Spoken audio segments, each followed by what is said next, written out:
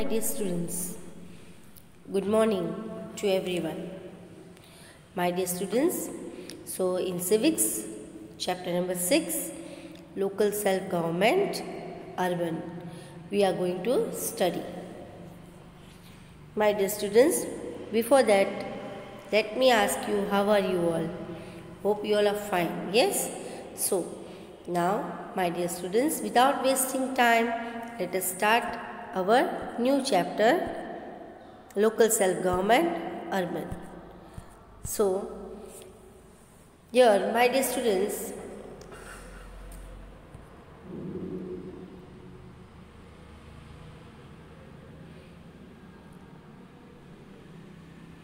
so first, let me tell you, my students, in comparison, local self-government in rural areas, in comparison to the villages, the urban areas are vast and densely populated.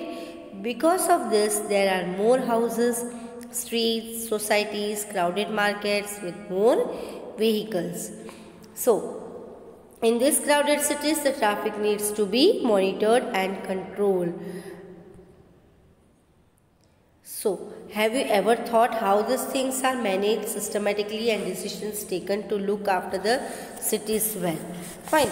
So, my dear students, let me discuss you with this thing. See, you know, towns and cities are large in size. Yes, the area-wise they are very large. And a very large number of people live in there. Yes or no? So, my dear students, here, the task of providing civic amenities such as electricity, drinking water,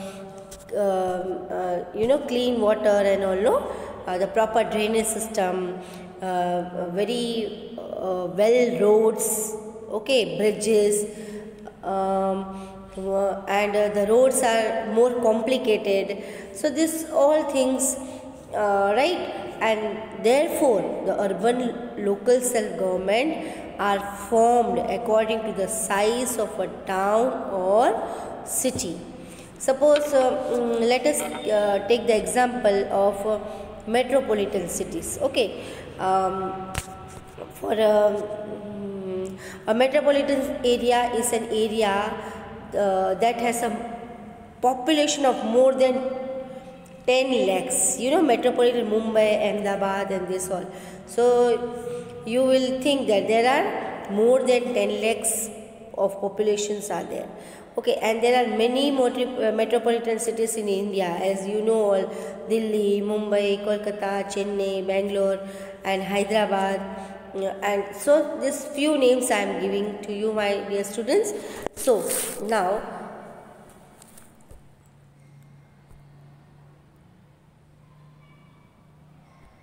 this I have told you, my dear students. So now we will study urban local self-government. There you know that municipality and municipal corporation are there. Yes or no? So now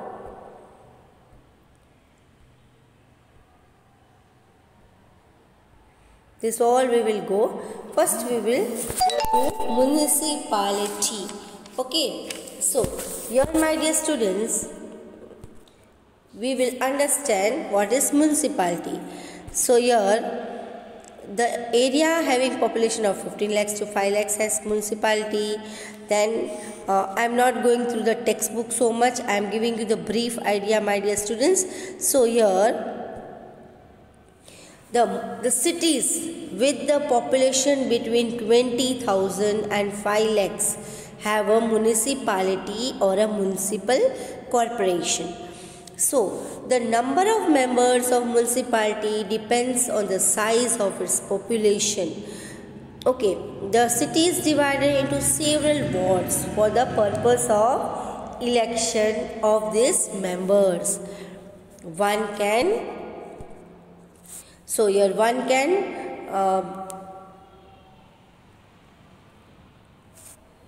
be elected from each ward, and so one can be elected from each ward. The entire adult population in the city are eligible to vote. The people above the age of 25 can contest the municipal election. Okay, so the elected members elect a few experiences. Okay, so they members few experienced and respected citizens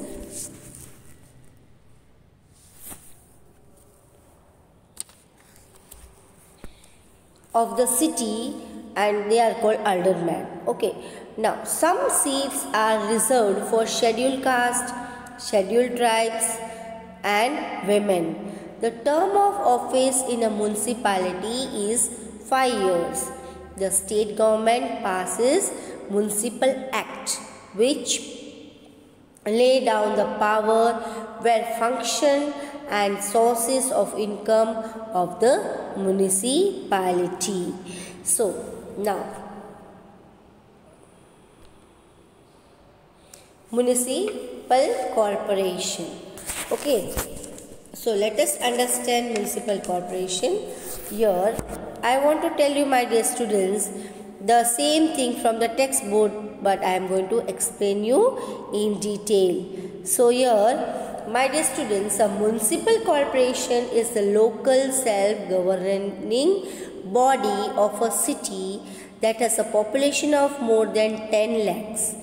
It is an elected body. Okay, the elected members are called councillors. The members elect a head. A head is called the mayor or mahapaur. A deputy mayor or mahapaur.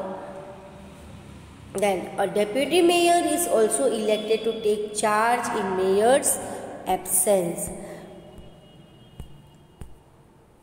So here, now seats are reserved for people belonging to the scheduled caste and the scheduled tribes.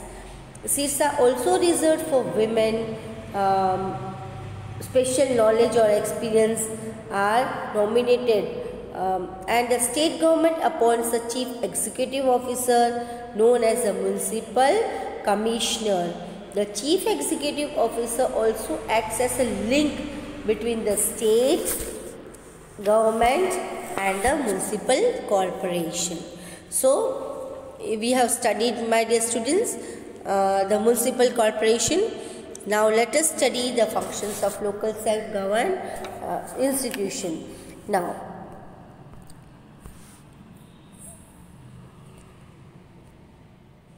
so here, my dear students, it's given in your textbook.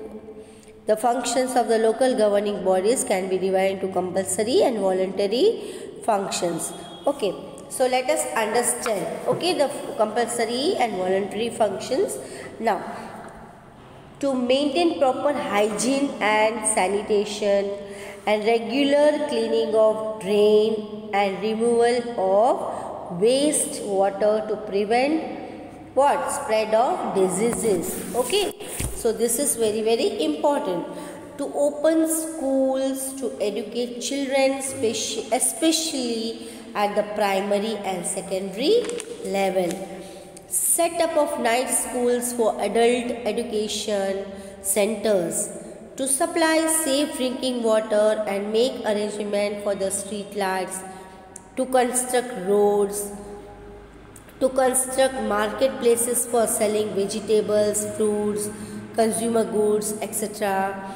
Construction of parks, garden, construction of public toilets, to manage electric lights and all, no, street lights, water work, bus services, etc. These all are these compulsory functions and voluntary functions of our government, local self-government. Now, sources of income. Okay, now here, my dear students, we will study, taxes we give and we collect. Yes or no? The GST and all. So, taxes on land and property. Okay, electricity and on maintaining electricity and water supply, duty on goods coming into and going out of the city, income from the rent on municipal property, taxes on shops, markets, commercial institutions, grant loans from state government, control on local bodies. The central and state government supervise the work of municipality and municipal corporation and show that their functions.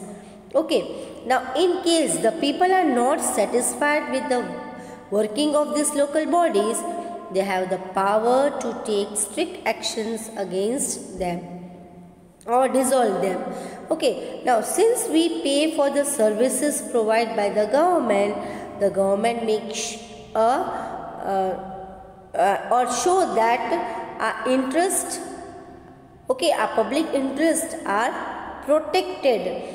Okay, for ensuring it, the government introduced many these forums for the people. Some of them are consumer goods, Lok Adalat, public interest, then residents welfare organization, and such all things. So my dear students, the lesson is very nice, short. So read the textbook, understand it, and learn the spellings and learn all the workbook exercises. So till then, bye bye. See you in next session. Thank you.